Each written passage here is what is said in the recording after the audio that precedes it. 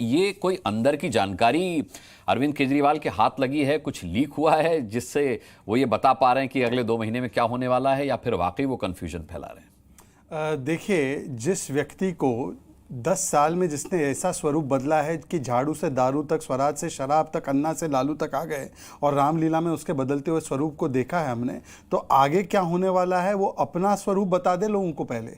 मुझे लगता है कि दूसरों के ऊपर टीका टिप्पणी करने से पहले कि अब आगे क्या रूप देखने मिलेगा। और देखिए, पहली बार मैं देख रहा हूँ हमारे घर में, अनुराग जी आपने देखा होगा, ऑक्सफोर्ड रिटर्न होते हैं तो लोग बोलते अच्छा काम किया, हार्वर्ड रिटर्न होते अच्छा काम किया, जेल रिटर्न होने पर जश्न मनाया जा रहा है। अच्छा, ये रेंट पे राहत मिली है। अपने लोग तो मनाएंगे सर, आप मत मनाइए, वो तो उनको तो हक है कि उनका नेता अगर जेल से बाहर आया है और अभी तक उस पर कोई आरोप सिद्ध नहीं हुआ है, मैं आपके तो शब्द कोट अनकोट कर रहा हूं कि अपने लोग तो जश्न मनाएंगे, ये आपने कहा है। पाकिस्तान से भी एक ट्वीट आया है तो ये भी उनके ही है, अपने ही है। पाकिस्तान से भी जश्न मनाया गया है कि अरविंद केजरीवाल रिलीज हो गए हैं, उनको प्रचार करने का मौका मिल गया है। और कैसी राहत है? ये रेंट पे राहत है। मतलब रिटर्न डेट के साथ जब राहत मिलती है तो वो तब मिलती है जब आपको मान लिया जाता है कि आप आपराधिक पृष्ठभूमि के, आप पे अपराध जो है एक प्रकार से सिद्ध हो चुका है, तो सर्टिफाई करवा कर आए। अच्छा, ये राहत भी देखिए कैसी है कि सीएम वाले काम नहीं कर पाएंगे, ना सीएमओ जा पाएंगे, ना फाइल साइन कर पाएंगे। तो मतलब सीएम केजरीवाल अब भी जेल में है, केवल प्रचारक केजरीवाल को प्रचार करने के लिए 20 दिन की मोहलत मिली तो इसका जश्न मनाया जा रहा है। मेरे केवल एक सवाल है, देखिए मेरे शक्ल पे और मेरे स्टूडियो में तो मुस्कान है, हम तो मुस्कुरा रहे हैं, देख रहे हैं, जहां जाएंगे तो लोग बोलेंगे शराब घोटालेबाज आया है। पर एक आदमी की मुस्कान दिखाई नहीं दे रही है।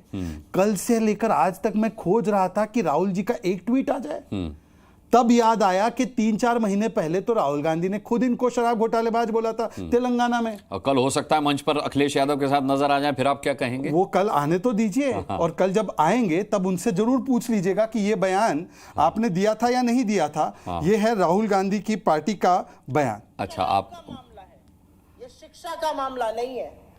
शराब की बात हो रही है, शिक्षा पर छुपने का काम मत कीजिए, ये गलत है, ये सर्वथा पाप है। तो आप जब राहुल गांधी अगर आ जाते हैं, अभी तक तो ट्वीट आया नहीं है, पर यदि राहुल गांधी कल आ जाए तो जरूर पूछना कि आपके प्रवक्ताओं ने चीख कर कहा था कि अरविंद केजरीवाल भ्रष्ट है। आप भी राजनीति में पुराने हैं। देखिए, यहां ना विकल्प खत्म होते हैं और ना ही संभावनाओं के द्वार बंद होते हैं। तो इस बयान को दिखा करके आप क्या साबित करना चाहते हैं? आज का दौर, आज का टाइम अरविंद केजरीवाल का है। विपक्ष के चेहरे आप देख लीजिए कितने खिले हुए हैं। आप उन्हें किंग पिन बताते रहिए, लेकिन विपक्ष तो उन्हें किंग मान रहा है आज की तारीख। देखिए, मैं तो केवल इतना बताना चाह रहा हूं कि जिन लोगों ने एक दूसरे को भरी मंच से भ्रष्टाचारी कहा, अरविंद केजरीवाल कहते थे सोनिया, लालू, अखिलेश, मुलायम सबको जेल में भेजूंगा, आज वो उन्हीं के शागिर्द बने। जेल से कैसे बाहर आ जाना है और जेल के बाहर रहते हुए अपने आप की बेशर्मी से प्रचार करना है, ये करने पर आ चुके हैं। तो कितना बदल गया है कालखंड, ये देखने लायक बात है। और दूसरी बात तो ये भी सवाल पैदा होता है ना कि अब जो अरविंद केजरीवाल जी एक दूसरे पे ये लोग आरोप लगाते थे, लालू जी तो कन्विक्टेड करप्ट है, अब वो भी बेल पे बाहर है और ये एक प्रकार से कन्विक्ट मान गए हैं, इसीलिए उनको ये प्रकार की राहत मिली है। तो दोनों ही एक एलीट क्लब के मेंबर है।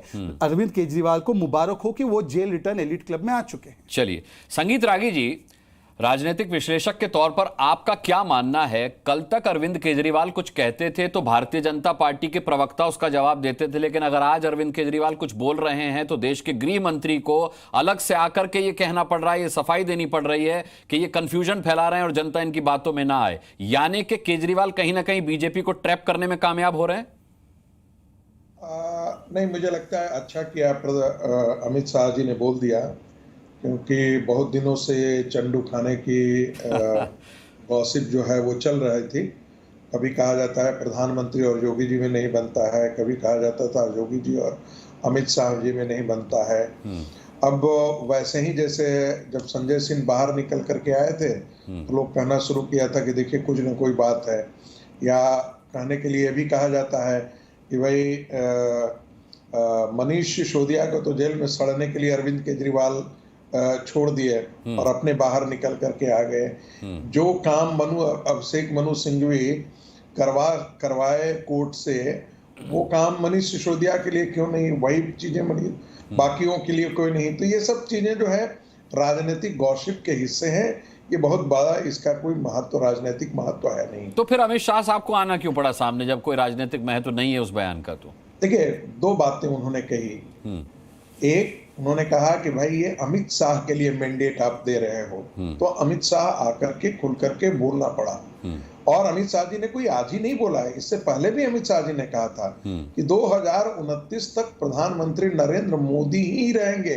वो तो उन्होंने उससे आगे जाकर भी कहा। तो वही तो मैं कह रहा हूं, जब कह चुके थे तो कह दिया था। अब तो सुधांशु त्रिवेदी या शहजाद पूनावाला भी कह सकते थे। नहीं, मैं तो कह रहा हूं कि बहुत अच्छी बात हो रही है कि कम से कम अब जो है राहुल गांधी पूरे डिस्कोर्स के केंद्र से बाहर चले गए हैं। सबसे ज्यादा कुंठा किसको इस समय हो रही? देखिए, भारतीय जनता पार्टी, प्रधानमंत्री अमित शाह और इन सबों को नहीं होगी। सबसे ज्यादा यदि कोई कुंठित और लुंठित व्यक्ति होगा तो आज के दिन में राहुल गांधी होंगे। क्यों? क्योंकि राहुल गांधी आज राष्ट्रीय विमर्श के हिस्से से बाहर चले गए। वो बस में जाएंगे, वो खेत में जाएंगे, वो कहीं और जाएंगे। वो जो उनका जो तमाम जो एंटिक्स, तो यानी इस मोर्चे पर आप केजरीवाल को सफल मान रहे हैं कि केजरीवाल जी ने जो किया है उससे राहुल गांधी जो हैं वो कहीं ना कहीं हाशिए पर चले गए, आप ये कहना चाह रहे हैं? देखिए, एक दूसरी बात, राहुल केजरीवाल कितनी सीटें लड़ रहे हैं? 23 सीटें लड़ रहे हैं। उन्होंने आज भी कहा, लड़ कौन रहा है केंद्रीय भारतीय जनता पार्टी से? आज भी उन्होंने राहुल जी को किनारे कर दिया। तो बेसिकली उन्होंने अपने को केंद्र में लाया। फिर उन्होंने कहा कि और जगह देश देश में घूम करके तो देखिए, कहीं भी अरविंद केजरीवाल ने भारतीय जनता पार्टी को डेंट नहीं किया है। वो डाइन के तौर पर खाए किसको हैं?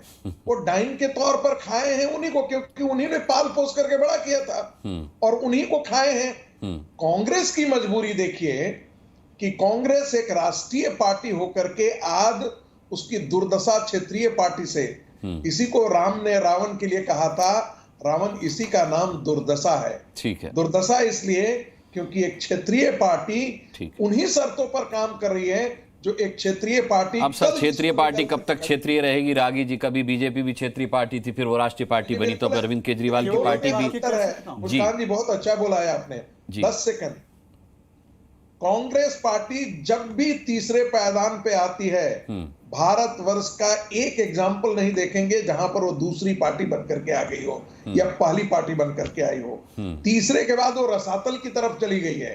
भारतीय जनता पार्टी उभर करके 2 से आज 302 पर 303 पर आकर के पहुंची है। तो दोनों में बहुत बड़ा अंतर है। कांग्रेस के पास न आइडियोलॉजी है, न ही उसके पास नेता है, न उसके पास विचार है, इसलिए उसके पराभव सतत हमेशा होते रहे। पर मुझे आश्चर्य है कि जब कांग्रेस कहीं नहीं है तब भी उसके बारे में आप इतना बोल दिए। इसका मतलब कहीं ना कहीं प्रासंगिकता कांग्रेस की बनती है आपकी नजर में भी और इस चर्चा में भी, कि नहीं है कहीं तब भी आप उसकी चर्चा कर रहे हैं। पीटने के लिए नरेंद्र मोदी को भी पीटने के लिए एक कमजोर आदमी चाहिए। हाँ, और उसमें राहुल गांधी से बेहतर कोई विकल्प हो नहीं सकता भारतीय राजनीति में। कितना पीटेंगे सर? अब चलिए, मनवीर छिल्लर केवल सीखता हूं जी। अच्छा चलिए, एक वाक्य बोल दीजिए। एक वाक्य जी।